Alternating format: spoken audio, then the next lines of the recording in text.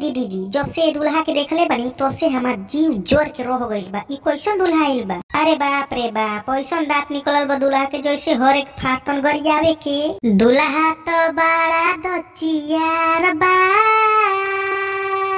भसुरा तो एकदम छिनार बा।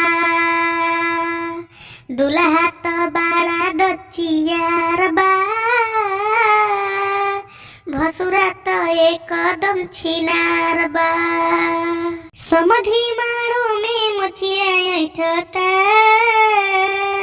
जाके खाली समधी ने लगे बैठता। समधी माड़ो में मचिया ऐठता, जाके खाली समधी ने लगे बैठता। सहबलिया पूरा रंगदार बा, भसुरा तो एकदम छिनार बा। पूरी तरकारी दूल्हा चापता, जयमाला डरे में इहा फता। पूरी तरकारी दूल्हा चापता, जयमाला डरे में इहा फता। बरवत बहुत बेकार बा, भसुरा तो एकदम छिनार बा। ऐसन बारात लेके आइल बा,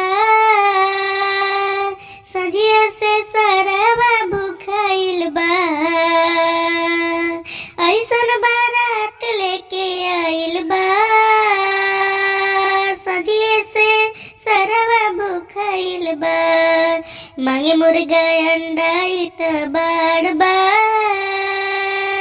दूल्हा तो बड़ा दचियार बा।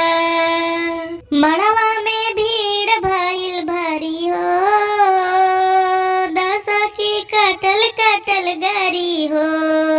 गारी सुने में ही तैयार बा, दूल्हा तो बहुत बेकार बा। भसुरा तो एकदम रंगदार बा, दूल्हा तो बहुत दचियार बा। नमस्कार, प्रणाम दोस्तों, कैसे हैं आप लोग? उम्मीद करता हूँ अच्छे होंगे, स्वस्थ होंगे, तंदुरुस्त होंगे, अपने अपने काम में मस्त होंगे। दोस्तों, ये गाना कैसा लगा आप लोगों को? अगर ये गाना अच्छा लगा हो आप लोगों को तो प्लीज चैनल को सब्सक्राइब करके जाइएगा। अगर जो भारत में रहने वाले सच्चे भारतवासी हैं तो कमेंट बॉक्स में लिखिएगा जय हिंद, जय भारत माँ। मिलते हैं नेक्स्ट वीडियो में दोस्तों, तब तक के लिए नमस्कार, धन्यवाद। चैनल सब्सक्राइब कर लीजिए।